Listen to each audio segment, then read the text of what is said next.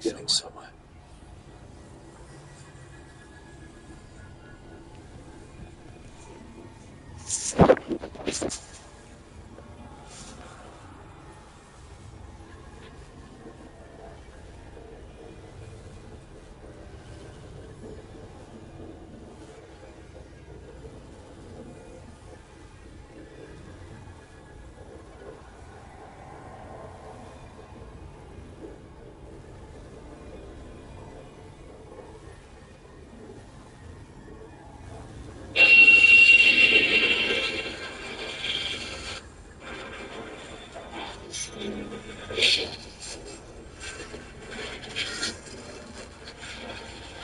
Now I'm getting somewhere.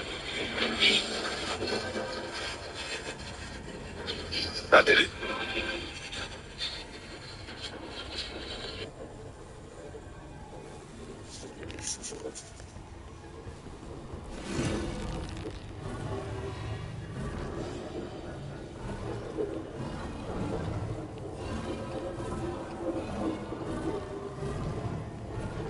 That did it.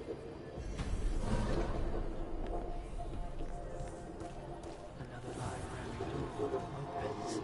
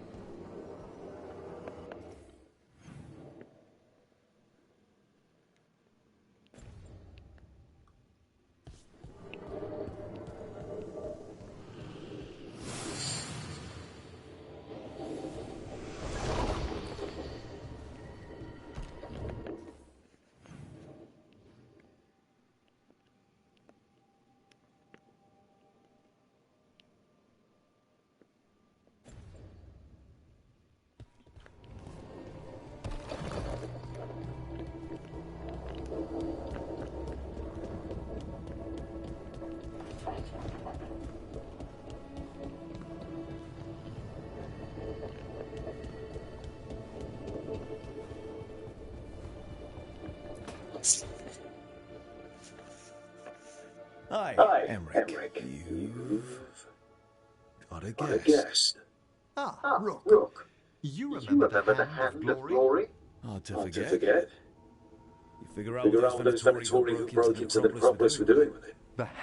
We're at Bellagio, ready to focus again on playing cash games to start the year. Promises for space on tournaments. Divided by 10 to 25 points. That's the tables running. They're helping the Venatori. Playing the games that tend to be most Agreed. I've made some inquiries. This man is one of the Death's victims. If he knows where this rogue necromancer is hiding, might not whispering will blast the answers. Check. We're heads up in position. The flop comes king 8-3 rainbow. All of a sudden it's a beautiful hand. Small blind checks. I bet 20. Small blind calls. There's a decent chance he has a king's taps. Eights and threes are accounted for. There aren't any draws present. The turn is the 6 of spades. Flush draw of the deck. Hooks on some shots for man with a getting expert to the Necropolis. Significant changes. No hesitation. He calls, feeling more and more like we're up against top pair. The river's the 9 of hearts, a handful of straights get there, and there are plenty of 2-pair combos to beat us, but I'm still confident to best. Small blind checks. This 9 isn't scary enough to make me pump the brakes. We're going to be going for value. I bet 110. It's a sizable bet, but the opponent doesn't care. He calls right away. We show him our 2-pair. The small blind reveals that he called all 3 streets with king 4 offsuit. Our read was correct that he had top pair, and he didn't want to part with it. We didn't have a strong hand to begin with, but we improved and capitalized on the situation to be up a little on the day. Next, we're dealt ace-9 suited on the button. We're going to be playing this one. Cutoff shows interest. He raises to 30. We can call or 3-bet, which gives us a chance to win without seeing a flop. Often, our re-raise will result in us isolating the cutoff to play a larger pot from in position with a hand that does decently well post-flop. I take the aggressive approach and 3-bet to 100. This should clear out the blinds. The small blind has proven to be tougher to get to fold than originally anticipated. His name's Matt. He's a viewer from Nebraska. Matt shouldn't really be cold calling any 3-bets. He should be 4-betting or folding. He chooses to call anyway. When he does this, he's going to have hands like queens, jacks, and 10s a lot, maybe some ace-king or ace-queen as well. Cutoff calls for 70 more. We're going 3 ways to the flop. Comes king, king, jack with 2 hearts and a spade. Similar to the dozens of times I tried speed dating, we don't connect very well and have multiple opponents. Checks to us. It's tough to get a bluff through 2 players. I'm not going to get out of line in this instance. I check back to see a free card. Turn is the deuce of diamonds. It's a blank. Small blind checks again. A second check from him indicates that he probably doesn't have much. Cutoff checks as well. I doubt that he has anything all that great. We can occasionally have quads, jacks full of kings, kings full of jacks, and trip kings. Check back on the flop doesn't necessarily preclude us from having a monster. I make a small bet of 90 to try to clear out some small and medium pocket pairs that are currently 3rd pair. I might even play this way with aces. Small blind isn't letting go of his cards as quickly as I'd hoped. He calls the bet. He could definitely have queens or 10s. Might have to fire one more bet on the river to win this pot. Cutoff folds. It's down to heads up. The river is the ace of clubs. I was planning to bluff if we didn't improve, but now the plan changes since we've got quite a bit of showdown value and can beat the hands that I put the opponent on. Small blind checks. Doubt he'd be able to call another bet with anything that we're beating. I check back. Matt reveals that he has pocket 10s. We show that we got there on the river to scoop a nice multi-way 3-bet pot. Matt made a speculative call on the turn that almost worked out for him, although he would have needed to call a river barrel to get to showdown if we didn't improve. It's a fortunate run out for us, though. After switching tables, we pick up ace-jack offsuit, the first hand dealt at the new location. The straddle's on. I raised to 50. The under-the-gun straddler calls for 30 more. We're heads up in position. The flop comes king 10-4 with 2 spades. We've got a straight draw with 1 over. The opponent checks. 2 Broadway cards on board is good for us as the pre-flop aggressor. I bet 80 to keep the pressure on. Under the gun will have a lot of combinations that completely whiff this flop. Winning with no resistance is a good result. Under the gun isn't going to let us have it. He calls. He might have a draw or a pair of some sort. The turn is the ace of hearts, giving us top pair to go along with our straight draw. The 3rd Broadway card isn't generally going to be great for our opponent. He doesn't appear to like it much. He checks. A lot of the time I tend to check back when we drill top pair after semi-bluffing on the previous street, like I did with the ace-9 suited earlier, but we have removal to the straight. There aren't that many hands that I'm concerned about the opponent having that'll check raise us. He can still call bets with plenty of worse combinations containing flush draws or combo draws. I bet 200 for value. Under the gun has something that he's contemplating calling us with, but he appears to be frustrated with the turn. Ultimately, he folds. It isn't a massive pot, but we get a warm welcome to the table, taking this one down. We're hovering around even when we're dealt ace-10 of clubs, under the gun +1. Under the gun raises to 30. We can split between calling or 3-betting to isolate the opponent. I call. We're not the only customer. Small blind calls as well. We're going 3 ways to the flop in position. It comes 10-9-9 with 2 hearts. We've got top pair, top kicker. Small blind checks. Under the gun makes a tiny wager at 30. There are too many draws out there. Top pair is even vulnerable to being downgraded if additional overcards come out. I raise to 100 to deny equity and make it less enticing for either opponent to stick around if they have hearts and or overcards. Small blind folds. 70 more for the initial pre-flop raiser. He calls to see the turn. We're heads up. I'm hoping that we're going to see a frick. The dealer puts out the 5 of diamonds. It adds another flush draw, but other than that, it's safe for us. Under the gun checks. He's not going to have too many trip 9 combos when he opens from early position pre-flop, especially when we're holding the 10 of clubs. He'll only have a few that probably would have re-raised us on the flop, so I mostly put him on a pair of 10s, drawing hands, or there's some chance that he could have an overpair. I bet 210 in order to charge worse 10s that we're beating and the opponent's draws. Doesn't look like we're going to get raised. If the opponent calls, we're going to check back nearly all rivers because drawing hands won't be putting in any more money unless they improve to beat us, and overpairs probably won't be folding to a third barrel. Under the gun calls, we need one more brick. The river is the 5 of spades. It's pretty much a brick in my book. There aren't a lot of fives that our opponent will have other than ace 5 of hearts after calling our raise on the flop. Fortunately, both the ace and the 5 of hearts are unaccounted for. Under the gun decides to lead for 400. It's hard to piece this one together. Did she just say like ace 5 of hearts? Seemed like we were ahead on the flop and turn. All the major draws miss. This could be a last-ditch effort for the opponent to try and steal the pot if he's thinking we both could have had draws and now both miss. This bet could be some sort of blocker bet with ace 10 or king 10, which the opponent is naming his price. If he gets raised, he'll fold. I'm too curious. There's a 9. Yeah, that's good.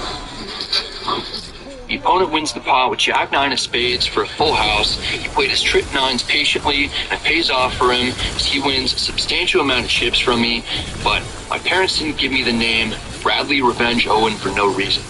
After adding on for 800 more, we're dealt pocket aces, middle position. Under the gun straddles on every hand now. Under the gun +1 raises to 50. It's the same opponent who beat us in the previous hand that we went over.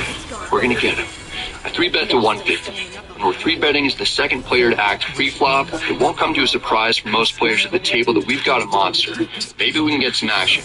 In particular, we want our dollars back from the initial raiser. Under the gun +1 calls for 100 more. We're going to play an inflated pot heads up against our nemesis as we take the best hand to the flop. It comes 5-3-3 rainbow. It's a sweet one for us. There's almost nothing to worry about. Under the gun +1 checks. We want to keep him in with his entire range, which should contain a lot of middle to high pocket pairs that are drawing nearly dead. A down bet to 110 for value.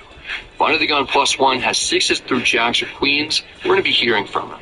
Even if he has overs with a backdoor flush draw, he may be tempted to call when he's getting over 3-1 to see the turn. Under the gun +1 disappointingly folds. We don't get all of our dollars back that we lost in the previous hand. We recover a nice chunk though. Here we're dealt ace 5 offsuit and under the gun straddle. The button raises to 50. You notice that he's been opening fairly wide with combos that are nothing to write home about. My mom's been telling me for a while to stop writing home about hands anyway. She's tired of hearing my bad beat stories. The big blind calls. He's the opponent that we need a little more revenge against. In the past, called a lot in this situation with ace 5 offsuit to close the action and see a flop, while occasionally mixing in 3-bets with a suited version of ace 5. When we look off this spot in GTO Wizard, after the button raises and the big blind calls, we're supposed to 3-bet ace 5 offsuit over a third of the time. Right now is better than most other times since the button tends to play a wide range. Even more importantly, we need to punish the big blind for beating us earlier with trip 9s. That really wasn't a cool move by him. I 3-bet to 250. The button is supposed to part ways with about 2/3 of the garbage combos he raised with. If he folds, we only need to get through one more opponent for our squeeze to be successful. There's no need for the big blind to be a hero. He folds as well. Our 3-bet attack works out just how we drew it up to add about $100 to our stack as we're on the comeback trail. In this one, we pick up pocket 10s on the button. The cutoff gets things started with a raise to 50. Again, we find ourselves in a situation where we can call or 3-bet. I call. The problem with calling is that we're likely going to get one or more of the 3 players behind us to call. The 10s doesn't do too poorly multi-way, especially when we're in position. There's a decent possibility that we'll have an overpair to the flop. And if we can hit a set, having more potential customers to pay us off is beneficial for us. Small blind calls. By the look on the big blind's face, he's either having difficulty digesting his last meal or he's going to 3-bet. He doesn't take out any Imodium. Instead, he takes out raising chips, 3-betting to 250. Our hand flops well and is under rep, so I'm not inclined to fold. The cutoff calls for 200 more. It's unlikely that he has us beat because we can pretty much rule out him having aces and kings when he doesn't 4-bet. The big blind was set up well for his squeeze, so he doesn't necessarily have to have a monster in order to make his play. 10s might be the best hand, or we could be flipping with ace-king, so I'm tempted to back 4-bet. The problem with that play is that the big blind is supposed to be 3-bet squeezing as a bluff with a lot of combos like ace 10, king 10, queen 10, jack 10 suited. So when we have removal for those hands, it's more likely the big blind didn't 3-bet light. And as mentioned earlier, our hand does fine multi-way with its set potential. I call for 200 more. Small blind doesn't want to miss the party. He pays the $250 door fee. We're playing a rare 4-way 3-bet pot, and we're in position with over 1,000 in the middle already.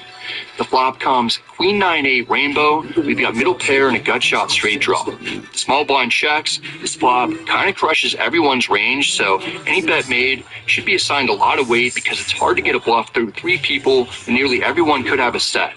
The big blind is fearless. He bets 400. He's going to minimally have top or an overpair, if not a set of queens. While I'm considering whether or not we should call one time to see if we can improve, the cutoff raises to 1,200. The cutoff will almost never be bluff raising in this instance. He could have ace queen, but I think he'd mostly call with that hand. It's way more likely that he's got a set of some sort. Our decision becomes much easier. I fold. Small blind also folds. The action gets back to the big blind. I stop recording at this point. Big blind calls at 1,200. The turn is another queen. The big blind checks. The cutoff jams for 2,050, and the big blind tank folds. The cutoff shows that he had pocket eights for a flopped set and turned full house. I imagine the big blind had aces, kings, maybe even ace queen. It's time for a double board bomb pot. We've got king 6 offsuit on the button. 6 of us put in $30 each and go straight to 2 flops. The top one comes 5-3 deuce with 2 hearts. We've got a gut shot straight draw with 2 overs and a backdoor flush draw. The bottom one comes king jack rainbow. We've got trip kings. Holding only 2 cards, it's tough to be as strong as we are on both boards. Under the gun bets 50. We don't want to start blasting away with raises because we don't really beat any other combos containing a king, since we could easily be outkicked, and all worst kings have a pair on the top board or an open-ended straight draw, while we'll likely be chopping the bottom board against a hand like king 5 down to king deuce anyway. I call. An added benefit to calling is that we can maybe induce another player to call, so if we can win half the pot, it'll result in us profiting more money than if we win half the pot against just one opponent. Small blind and big blind fold though. It's down to heads up. The top turn is the 9 of hearts, giving us a flush draw. The bottom turn is the 6 of spades, giving us a full house. As long as we're not up against king jack, we should win at least half the pot. Under the gun bets 200. We have one board locked up with a ton of potential on the other board, and we've got position. I call to drastically under-rep our hand strength and keep the opponent's bluffs in, but I'm not worried at all. In fact, I've got very devious plans for the river, whether or not we improve. The top one is the 3 of diamonds, which is disappointing because I really wanted to improve there. The bottom river is the 4 of spades, which is a great card because we retain the second nuts. The opponent swings for the fences, putting out an unexpected overbet at 1,200. This is a common tactic used when you have one board locked up and you want to put your opponent to the test by making a massive wager in order to get him to fold if he's not strong on both boards. It's extremely effective, particularly in double board hold'em bomb pots when it's much tougher to be strong on 2 boards compared to PLO double board bomb pots. The problem for the opponent is that we have the perfect hand to employ the same tactic and fire right back at him. We've got 2390 total, and we're not going to be folding. We're not going to be calling either. The only hand that I expect to get snap called by that we're losing to is king jack, which is the nuts. It'd be a complete disaster if we run into that combo. We fade the snap call, so I know for certain that we're at least going to win half the pot. The reason I jammed and the reason it puts the opponent in such a difficult spot is because we're holding the king of hearts. If he has trip kings with the ace of hearts, for instance, he has to be concerned that we have king 6 or king 4 of hearts that scoops. Pocket jacks, pocket 6s, and pocket 4s would scoop as well. The opponent is thinking for a long time, which is a phenomenal sign for us. We're pre-rolling the bluff shove at this point. If we get called, there's essentially no way that we'll win on both boards unless the opponent happens to have king 4, so we're rooting for a fold. It's really not that much more for the opponent to call in relation to the size of the pot, so he must have really gotten himself into a pickle. Looks like we've got king jack, pocket jacks, king 3, ace king of hearts, king 6, or some other king with 2 hearts. I'd make the same shove with pocket 9s or 3s as well. After over a minute and a half of tanking, the opponent makes up his mind. Fortunately, he calls.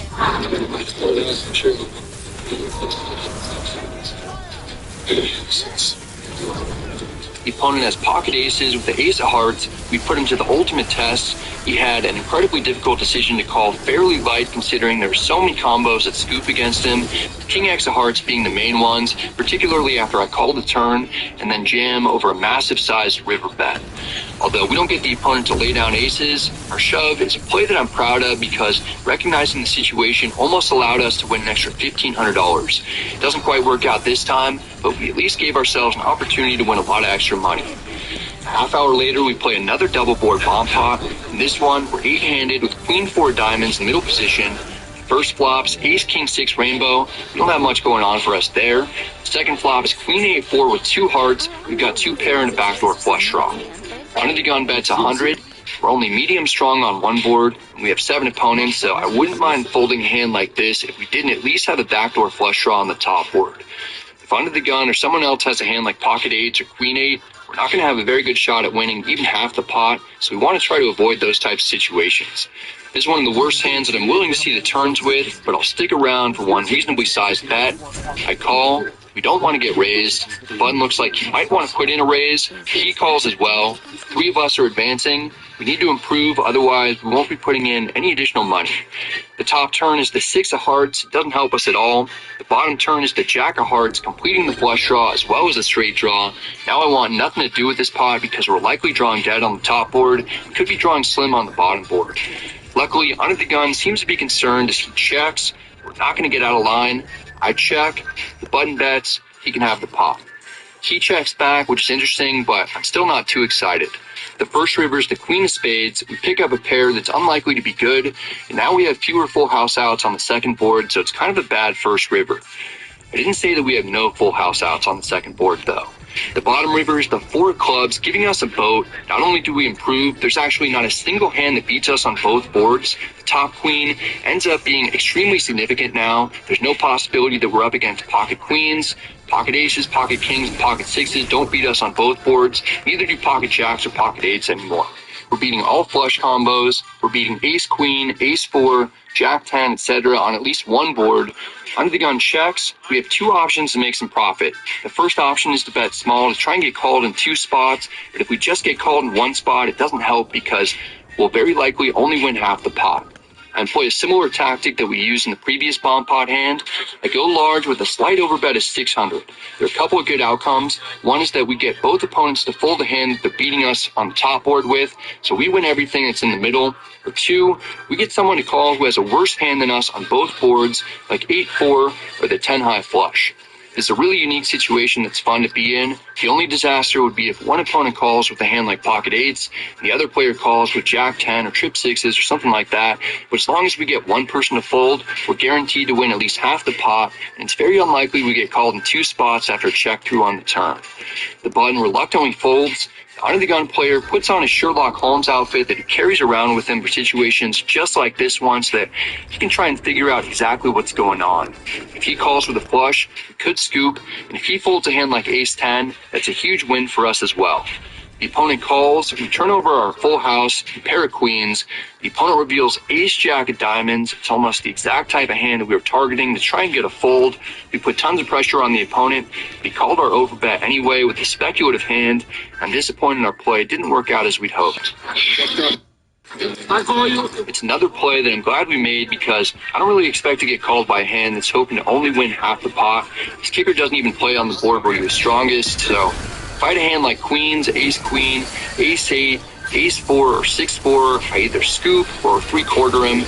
That's a good amount of combos that beats him everywhere. Maybe I should have bet an amount like twice the size of the pot in order to really ensure that we get folds, or we completely punish the opponent and we actually have a monster on both boards. Back-to-back double board bomb pots, we make good efforts, but we don't get rewarded and we're still stuck a bit. It's a good time to mention ClubWPTGold.com, the brand new site for U.S. players and soon Canadians, where we can play for real cash prizes. I'm regularly on there playing with other ambassadors. Usually I'm in the 1-2-4 sweeps coins game, but there are plenty of smaller stakes games, which is a great way to sharpen skills with minimal risk. These are a few fun hands that I recently got involved in on the site. This is a completely legal way to play poker when you're not able to physically make it to the poker room, or if your live table is incredibly boring, you can fire up Club WPT Gold on your phone. The site is in phase 1 right now. If you've already signed up using promo BRAD, you have early access and can play on the site. If you haven't signed up yet, I have a link down below in the description box. If you sign up using my code, you'll be able to play on the site the day after registering. There are also giveaways you'll be eligible for if you use my code. It's pretty easy to get started. There are 2 types of currencies to play poker with, gold coins and sweeps coins. Gold coins are not redeemable for cash, but if you want to try out the site, playing with gold coins is a good way to get comfortable playing online. I pretty much play exclusively in the sweeps coins games. If you want to add sweeps coins, which is the more important currency, you have to buy the gold coins in order to get the sweeps coins. Here I'm buying gold coins, which come with 500 sweeps coins for the price of $499.99. Once you've completed your payment and you're in the lobby, you can either play with the gold coins that, again, don't have redeemable cash value, or you can switch to the sweeps coins tables where the coins are redeemable for cash once you play through your chips. If you've gotten in enough play with your sweeps coins, which is easy to accomplish, you can then redeem sweeps coins for cash prizes. You just need to link your bank account, and you'll be able to send money there. Hope to see you on the site soon. Next, Riddell Pocket 8's on the button. Under the Gun +1 limps in for 20. He's a recreational player. Sometimes these guys like to get tricky and limp re-raise bases, but often they're limping with medium strength or weaker holdings. A raise to 100 in order to isolate the opponent or take down the pot without seeing a flop. Calls. This is a little interesting. Under the Gun +1 is going to put in additional chips. In fact, he 3-bet jams for 770 total. He's representing aces. I'm not sure I believe him, though. The problem is that we're likely flipping, or we could be crushed. We have another...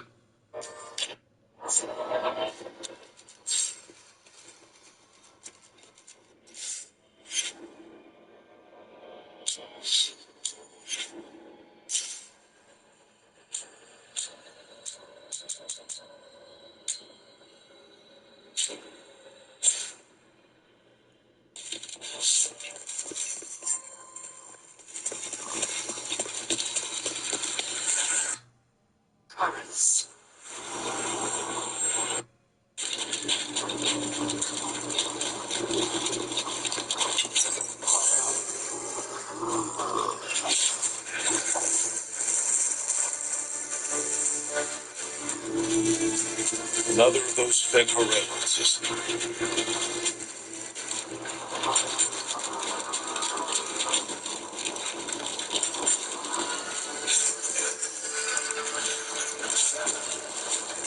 Watch your head.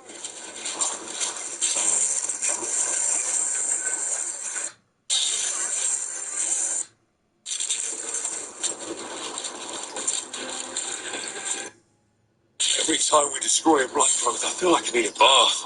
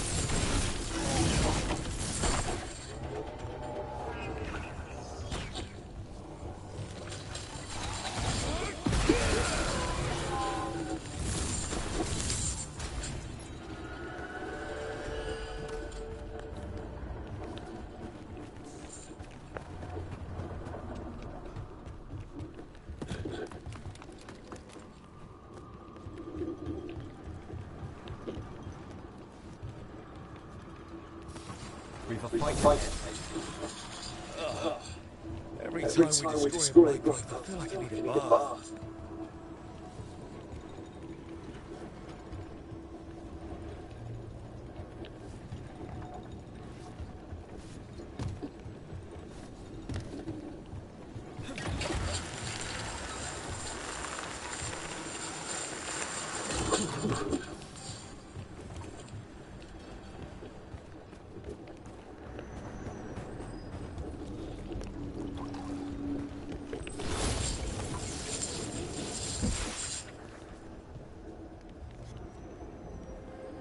Another tendril gone. Don't let it get on yet.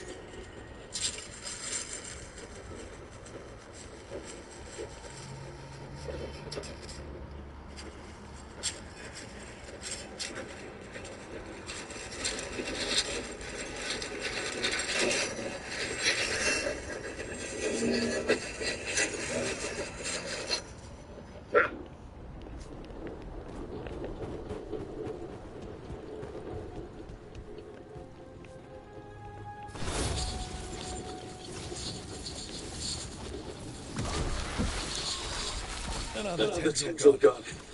Don't let it get on you.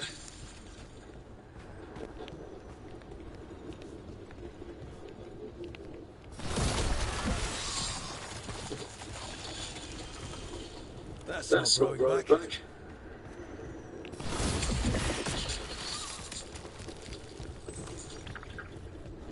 That is way too many bones.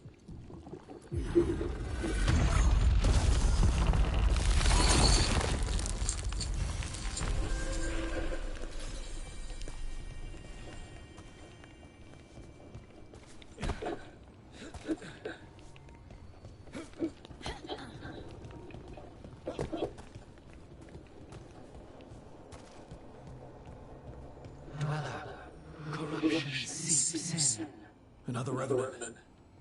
The ever-nearest and all the roots, their teeth, his regrets, destroy what rises.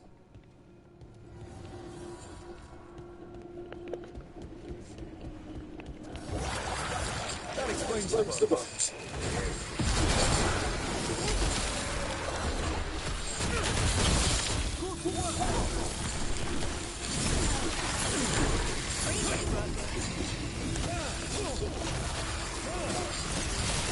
No razor to kill you dead.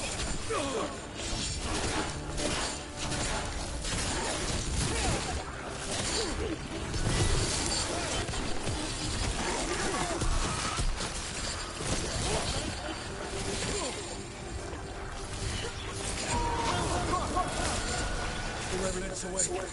This one's even stronger.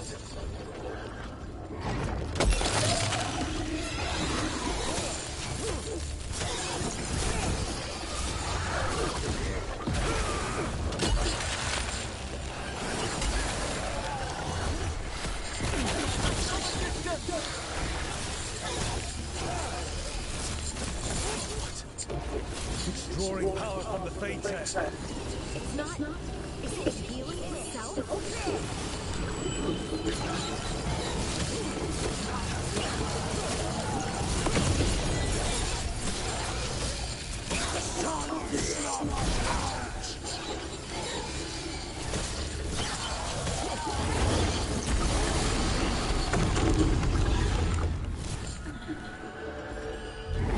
It's gone. And the Fate test will slow down the gods' plans, at least on this island. Another Fate tech closed. Another revenant destroyed. Another essence gained. That makes 3 essences. We should start looking for somewhere to... Every one of these gets us a little further.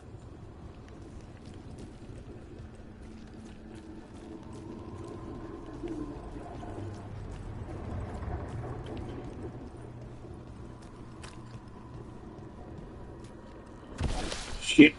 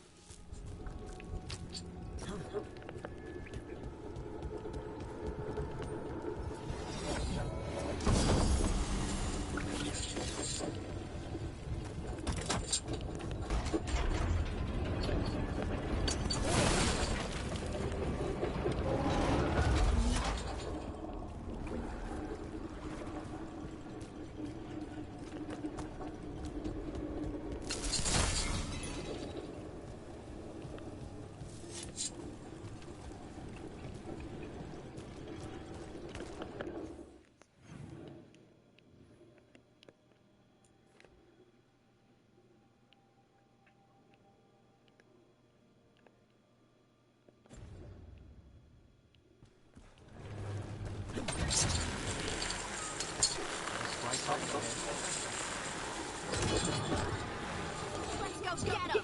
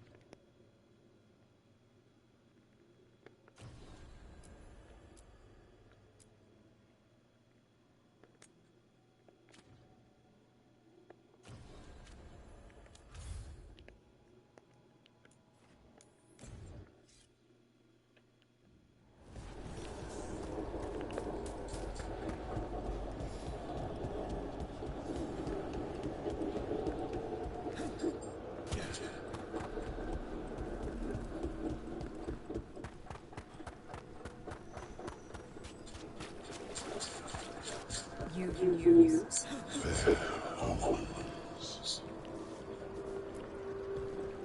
We finished off a whole group of skeletons. Interesting that they banded together. It availed them not. We've much to examine. The halls await.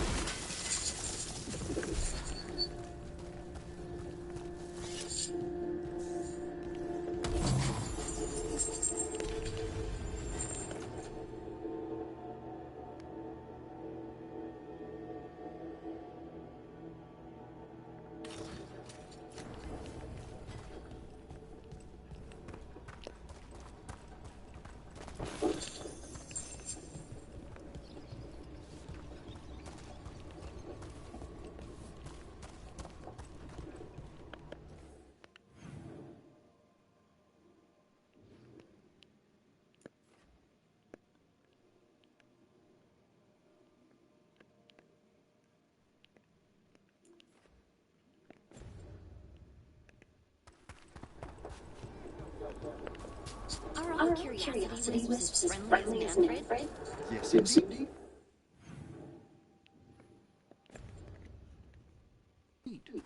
But there is some danger if they become more sophisticated.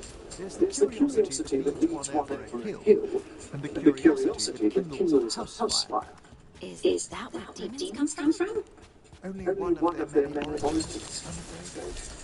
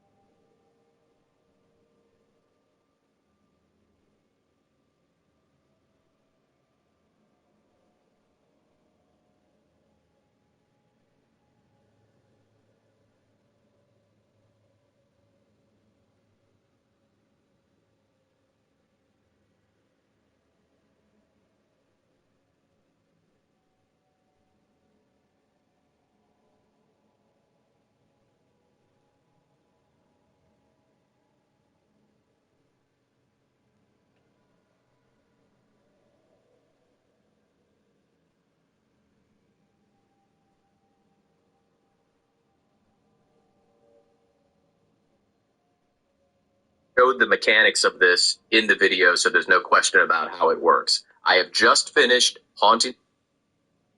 All right, now that we have completed that third Hauntings quest, what you want to do is head back to the main entrance near the Alluvion. All right, because you guys know I'm not trying to waste your time with honestly, I just usually go to the lighthouse or MC, you're losing your mind. I promise I'm not. As always, there's rhyme to the reason here. Once you get back out to the necropolis, you're going to go right, if you'll just allow me, walk up into that area so that you can see that the area has not changed yet. You see it's still rubble. Go back to the lighthouse. From the lighthouse, out in the necropolis can only be accessed after you finish the quest Pinnacle of its kind. I apologize in advance, but this is another one that requires a little bit of explanation.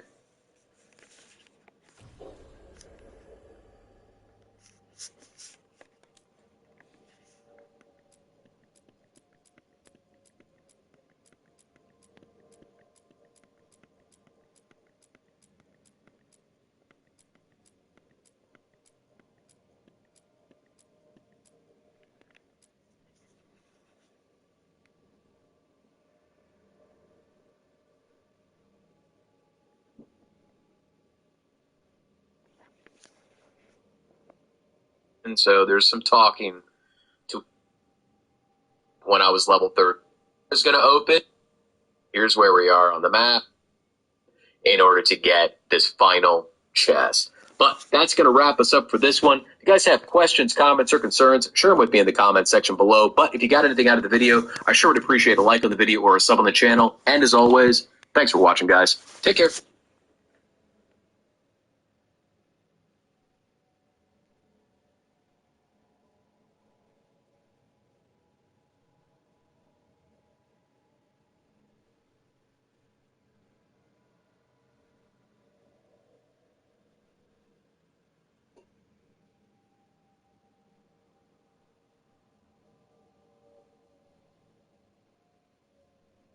Hey, what's up, everybody? We are back today tracking down all the time-lost horde chests that you can find out in the Necropolis halls. Now, there is only one to find out here, and it's a doozy. So, let me explain. Once you get out to the Necropolis halls after doing Where the Dead Must Go, you will find yourself in the central area here, and you're going to talk to one of the quest givers in the middle of the map, and they're going to give you a quest called Restless Spirits. When you finish up that quest, you're going to find yourself in this hallway right here, so it's just behind me. You've probably been down here many times, being in the Necropolis, so you're going to recognize it. If you got super curious during that quest, you may have wandered all the way down to the back end of the hallway and gotten to a closed door.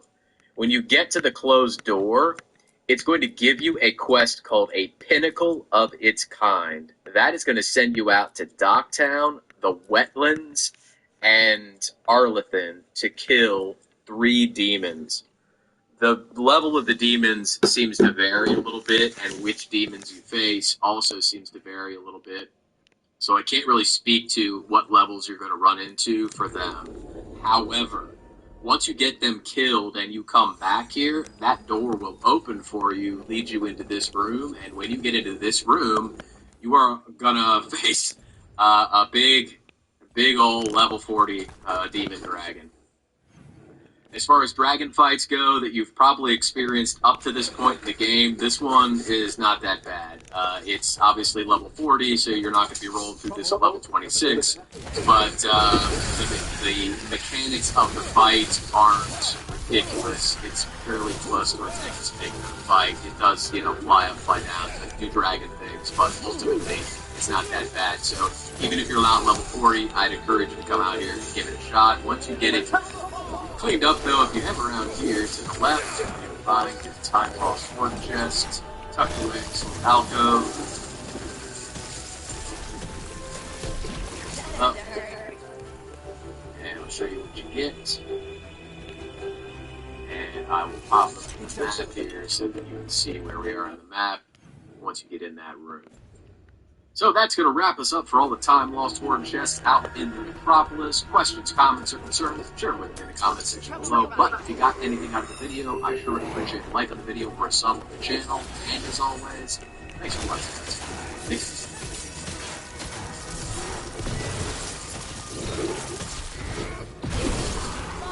Down the road.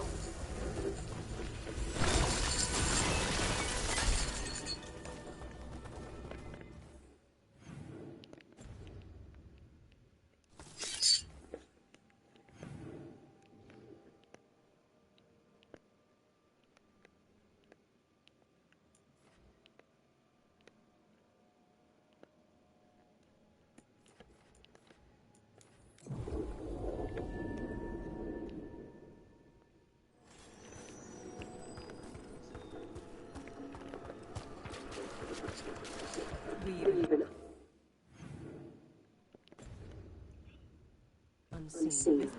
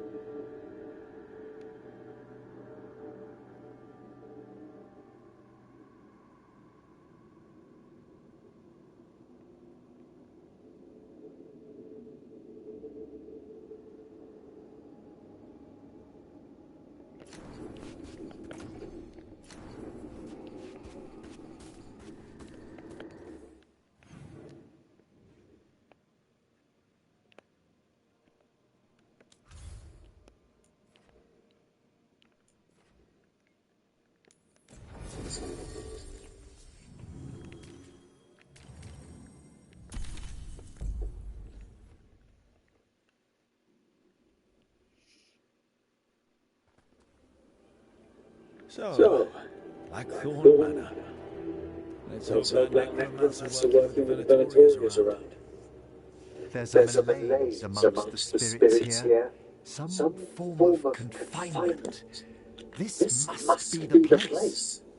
Right. So, why do we bring that? Oh, it's essential to have a hand of glory.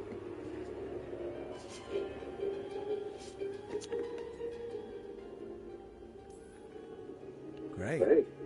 Glad you remembered the disembodied hand. Fear not, I'll be its bearer. The magic laid upon a hand of glory is complex. Whoever killed its donor left their mark. So it'll lead us to whoever cut it off. Precisely. Most likely the necromancer who's been helping the Venatori. It would have taken extraordinary skill to layer the involutions on this artifact. What a waste of talent.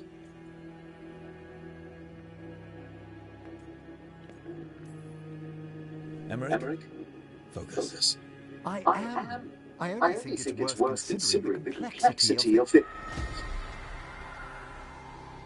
Forbidden necromancy can twist spirits. We must find this death mage and stop whatever they've done to them.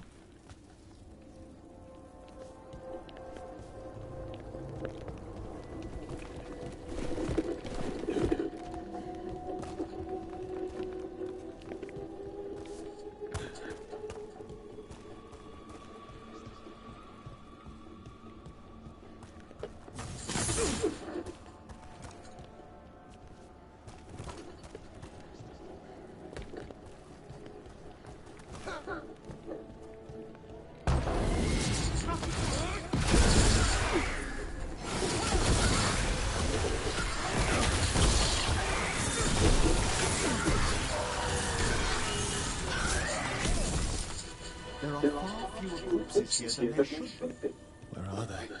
I suspect the necromancer in this place has already helped themselves to these crypts.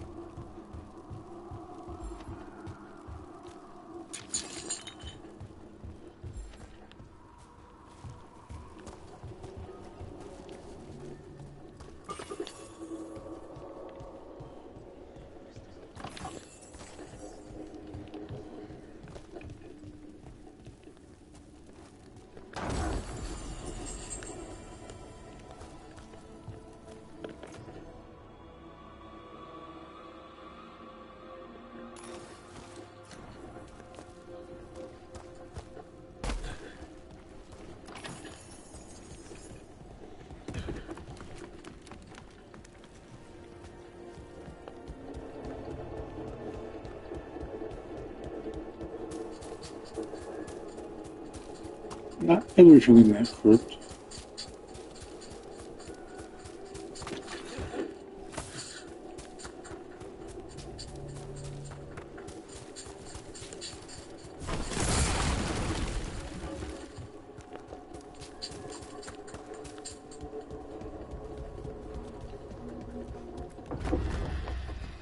Well, if there's a rogue necromancer here, they've got to lock the door.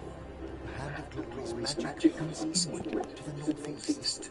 Let's go look. Hey, Timbers.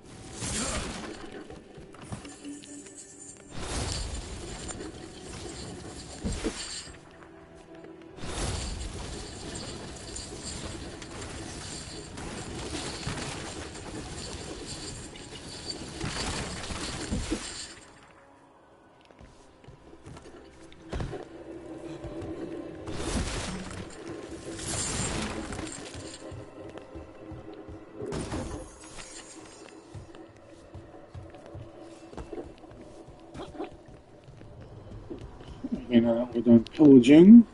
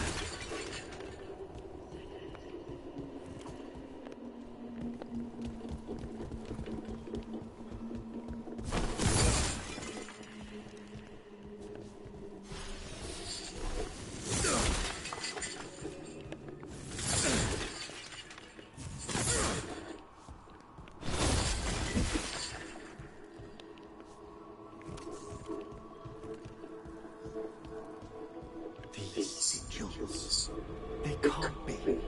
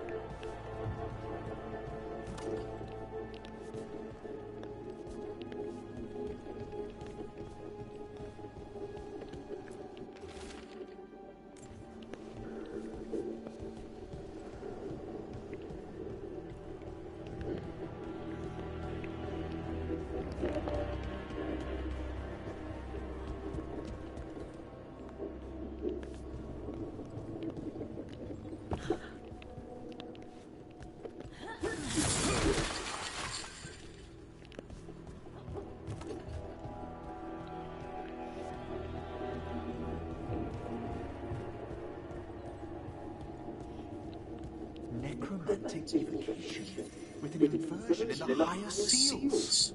Our rogue necromancer has hidden something terrible behind this door. Can you open it? The door seals are drawing magic elsewhere in the manor, fueled by suffering. Let's put an end to that and get this door open. The hand of glory points to the northeast and southwest.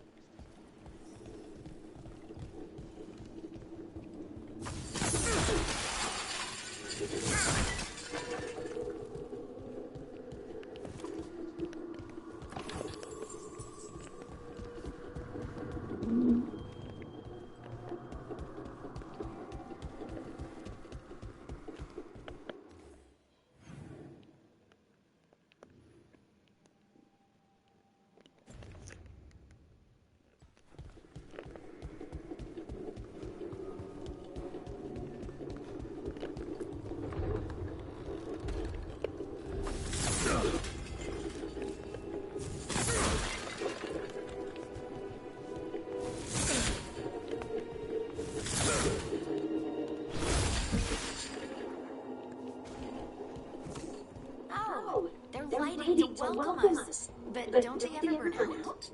It's a surprisingly complex enchantment. The flame is a variation of veil fire that never burns the wick. It takes half a year to prepare each one. Huh. Must save a lot of beeswax.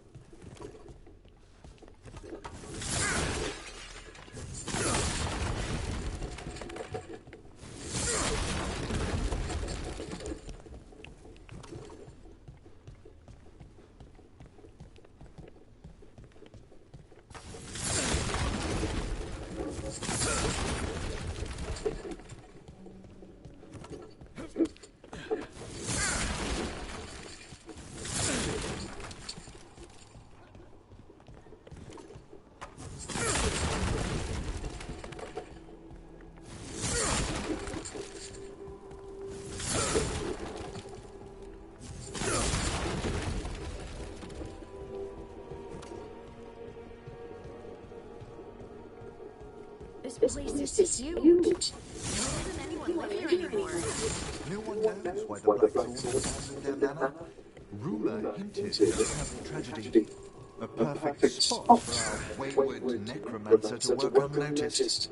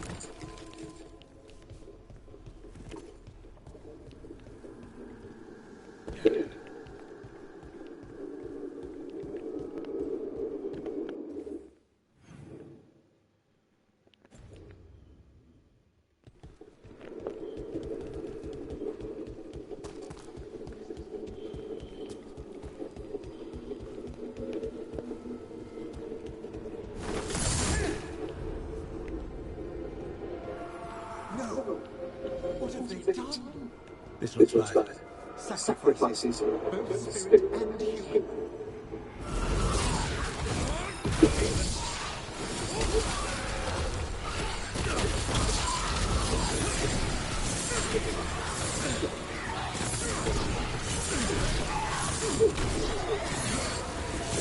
They attack from afar! They're aiming for us.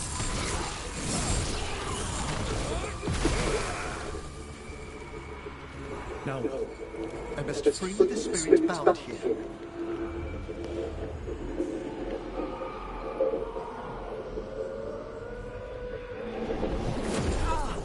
Emmerich, Someone's been harvesting their terror. Their souls! How dare they? What are they thinking? Come, I can sense another spirit trapped here in the mansion.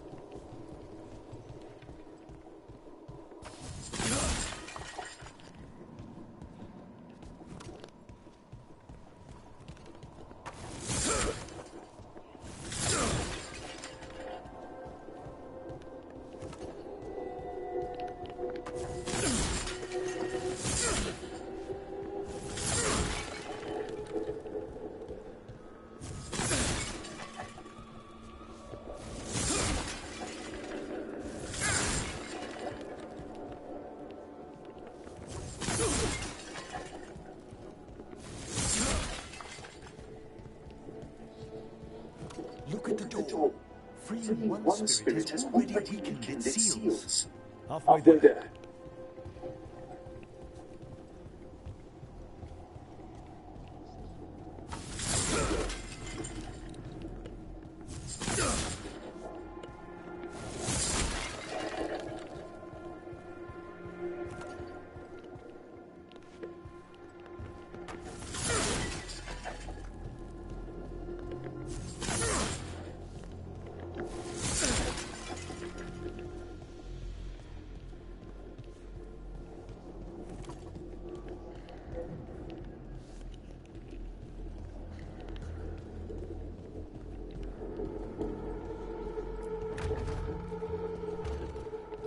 There's something off about the texture of the fade here.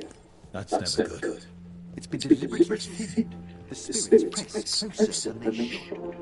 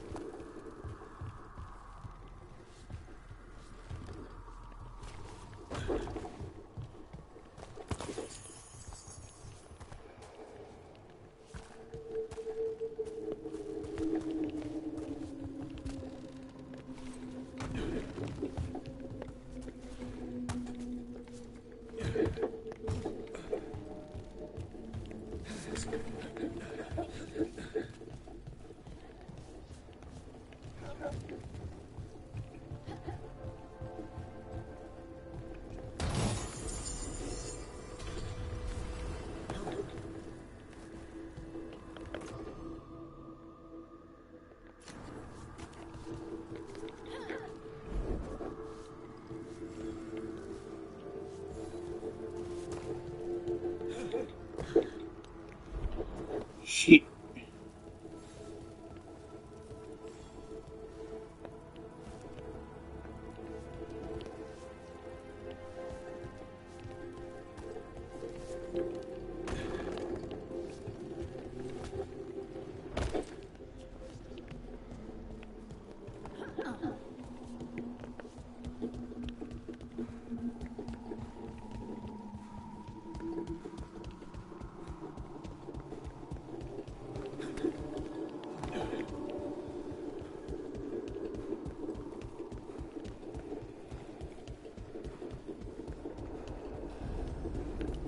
Another victim.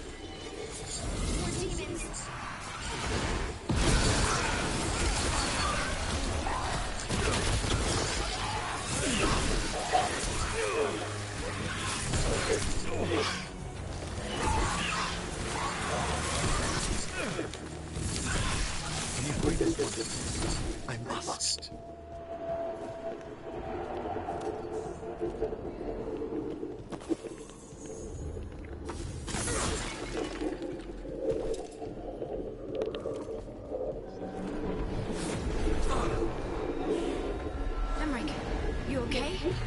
Someone's been stealing the life, the essence of people who knew they were facing death.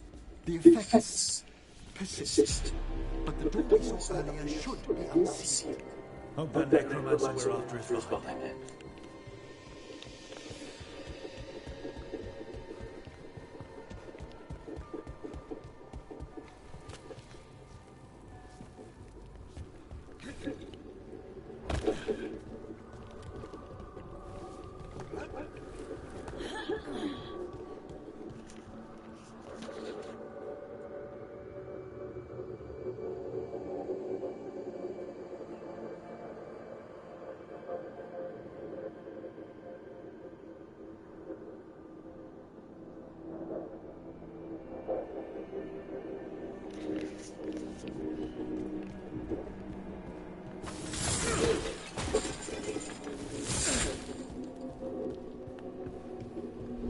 All the seals have been extinguished. Excellent. Let's open that door.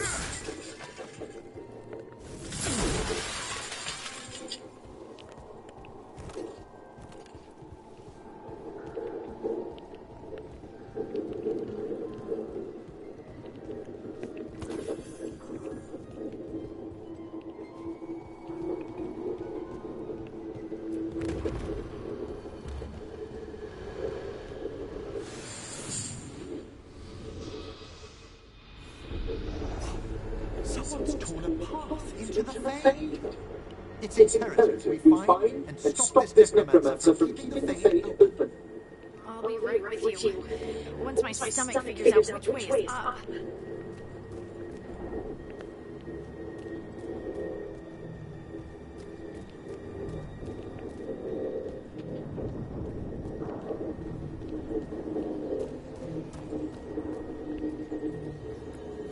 The door's locked. It's the work of that rogue necromancer. They're already blocking our path. We must find a whisk to open it.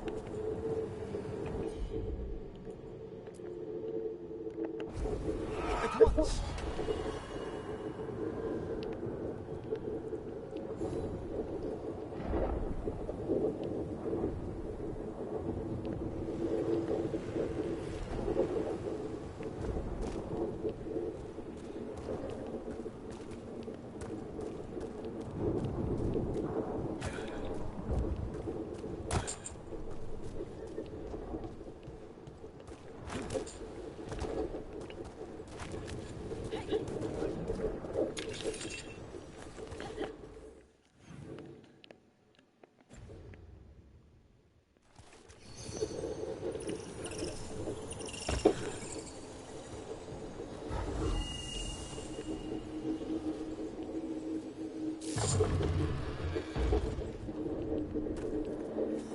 Onwards. The hand of glory still points the way.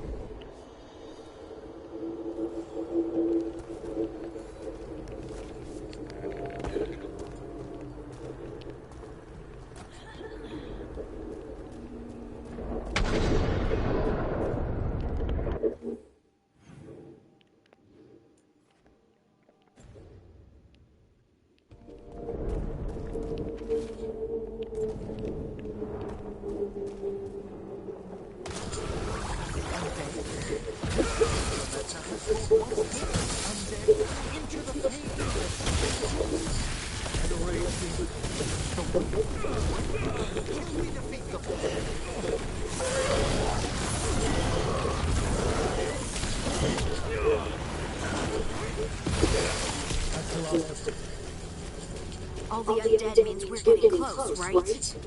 Our rogue necromancer knows exactly where we are. Why have they gone to such lengths to drain power from spirits?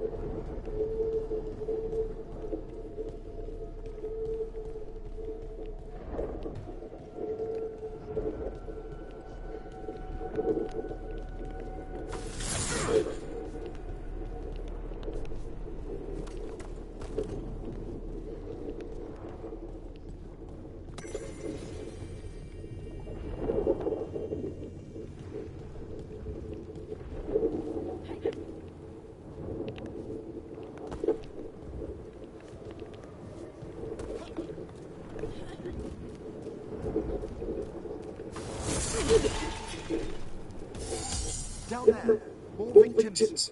I don't see that rogue necromancer yet. I suspect they're nearby. Let's inspect their handiwork.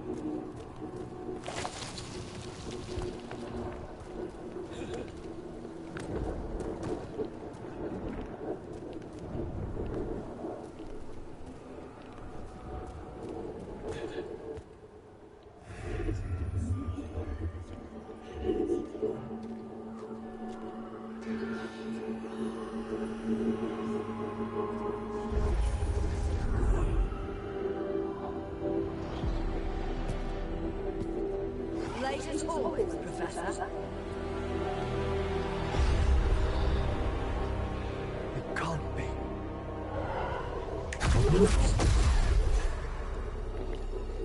But what else would one expect from Navarre's most eminent member? Johanna Hessenkos. You've met it. Oh, the Professor and I have known each other for ages. But only one of us realized the Watchers are no place for a mage with ambition.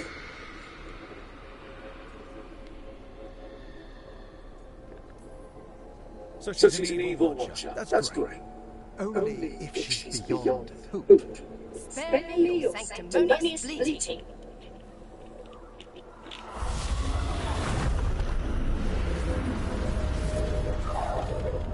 No. The stone life in that lantern could permanently tear up the fate here. Correct. Only the foolhardy would shed blood near it in this state. So, let the Watchers mourn your pathetic death in the Fey, Emmerich Volkaren. Those that are left after my return.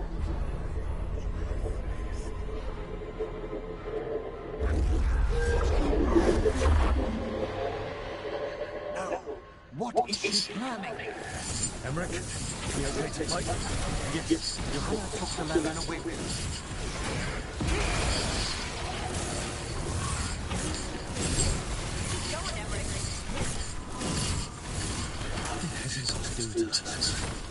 I'll try freeing it, but I fear the worst.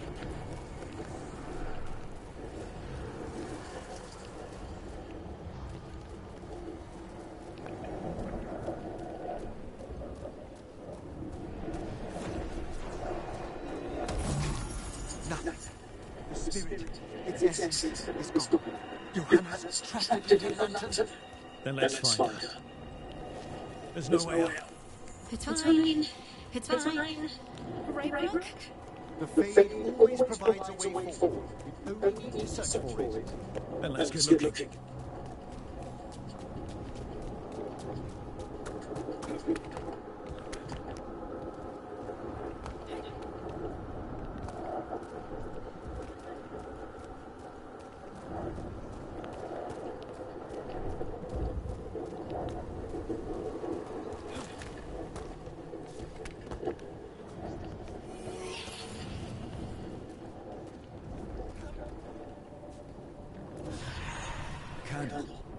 This wasn't here before. Let me think. We're in a receptive eddy of the Fade, and since Johanna's spirit summoning has already focused its mana, do you recall the ritual we performed in the Grand Necropolis? Concentrate on that memory. You mean when we were lighting candles? Find some more, and we can use them to leave this place.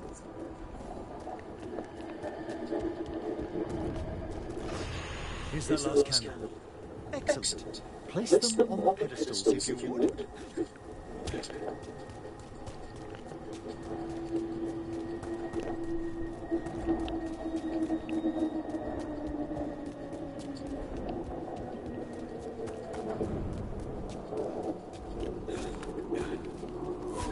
We drift upon the echoes of the past.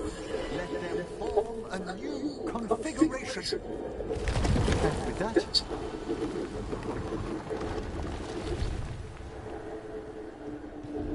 A bridge. It worked. we must find Johanna once we're out of here. This rift in the Fade will lie open until we deal with her.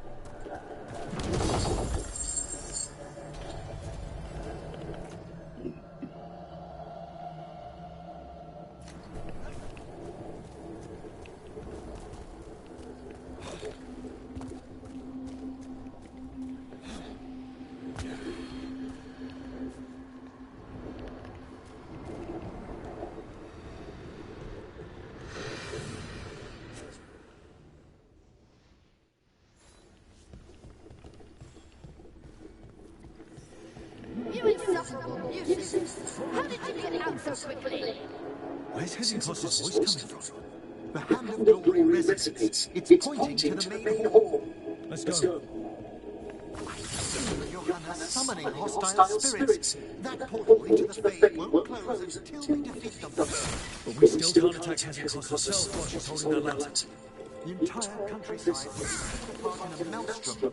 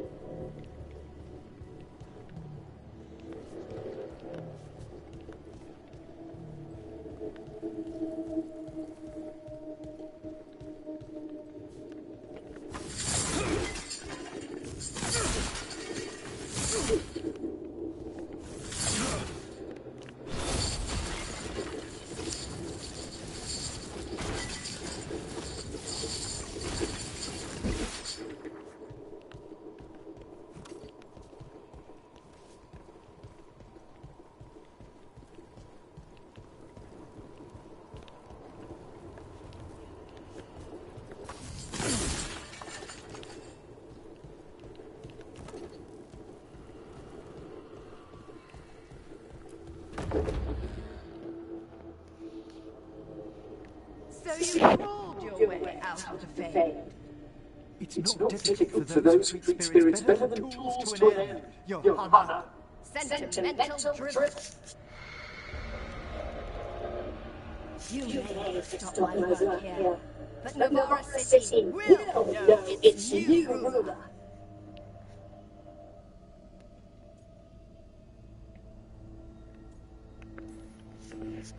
Look, that lantern's dangerous. Why don't we talk about this? Dangerous to those who fail to realize what can be done with it. Though the professor clearly avoided mentioning his old colleague in exile. We made every attempt to bring you from reason. I gave you every chance to join me instead of whining endlessly about your mortality. But I must thank you for returning something dear to you. Lovely to have my hand back.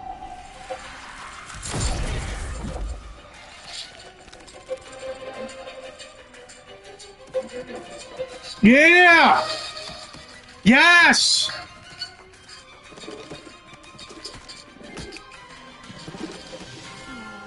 I'd exchanged it with Venatori for some favors after entering this condition. Johanna, what have you done? What you never had the courage to.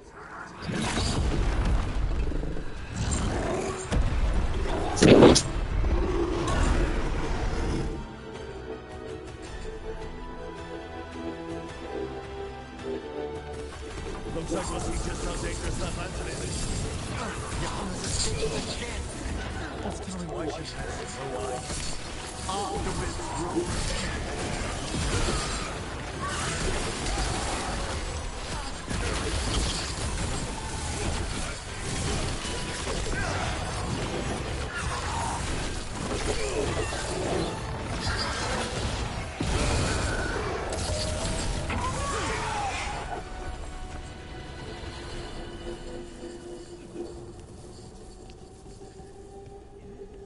It's over.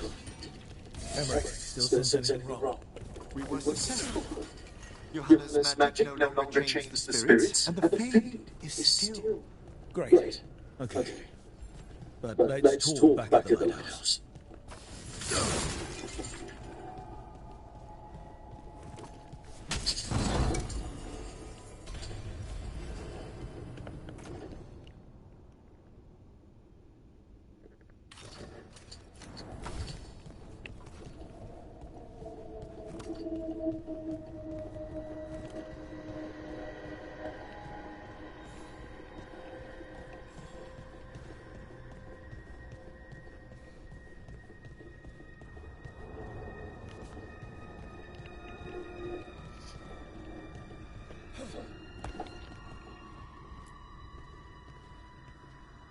At least we freed those spirits from their suffering. Shall we depart?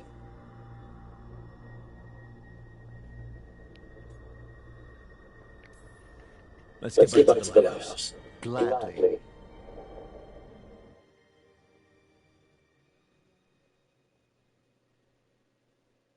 Oh, the Song of the Chambers won't have anything on what Johanna's... Perhaps the Waking Scrolls? No. Manfred, have you seen the Belmarch manuscripts?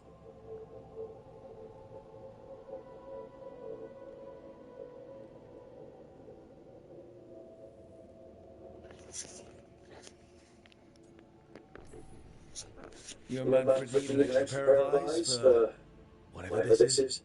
I suppose it's time I explained this mess. Johanna Hesenkos was a watcher. She was banished for embracing the darker parts of our art.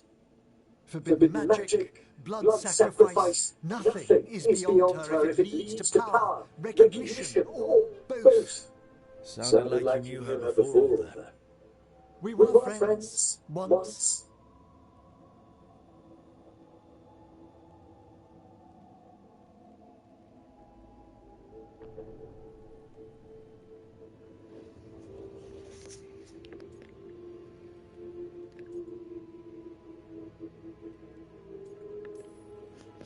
It was a shock to see her back there then.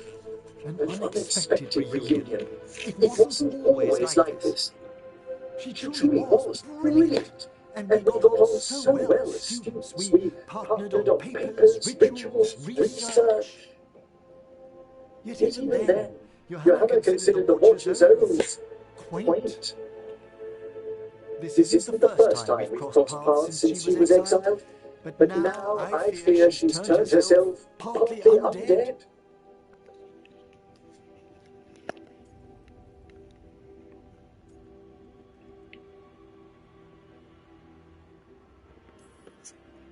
She made herself half undead? On purpose? There are advantages to undeath you may not be familiar with. I'm good. You saw Johanna's lantern of unwilling souls. A necromancer could create monstrous undead with that much stolen life. Hezenkos was yelling a lot about conquering Navarra City. We must stop her, Rook. Thank you, Manfred. Quite right. The Order's knowledge will see us through. Hezenkos had been stopped. For now. But she had big plans for Navarra. City conquering, new ruler plans. And while she had some regrets about long-lost friendships, she knew her greatest invention was going to bring down the house.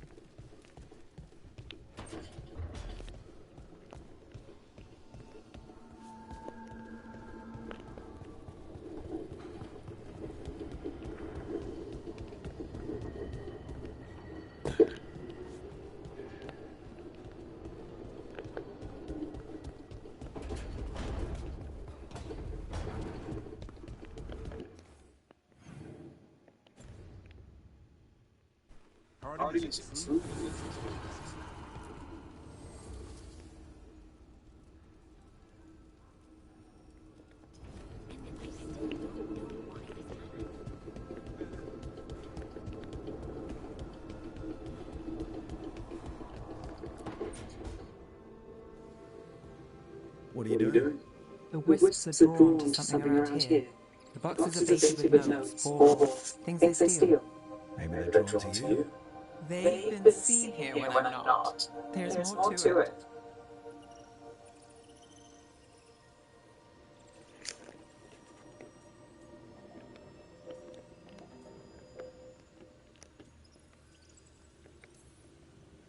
If you're looking for backup, I've got you covered. If you're that bored, I'll take the company. When I woke up this morning, I didn't see Wisp coming. Life's full of surprises. Can't argue with that. Good. You've got a habit of creating them.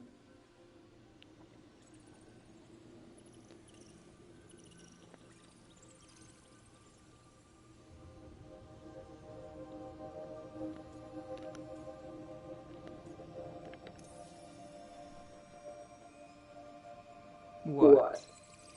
Nothing. I just like surprising you. Is that so? It's been interesting. I'll give you that. I'll be right down. More than interesting. Well, I try. Then I hope I'm worth the effort. Nerves. Rook.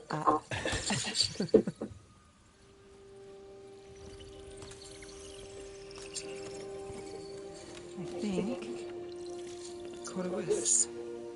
Is that all?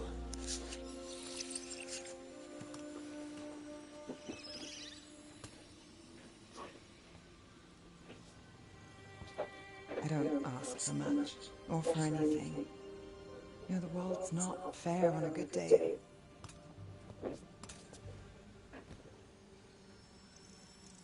You and me, Rook. We chase trouble. So what can we ask for?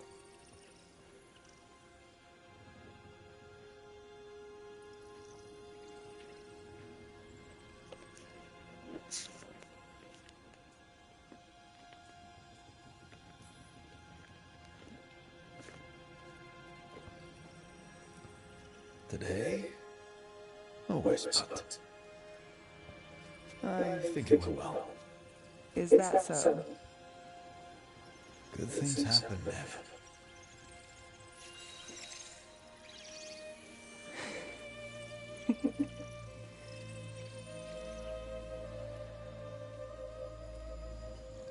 No.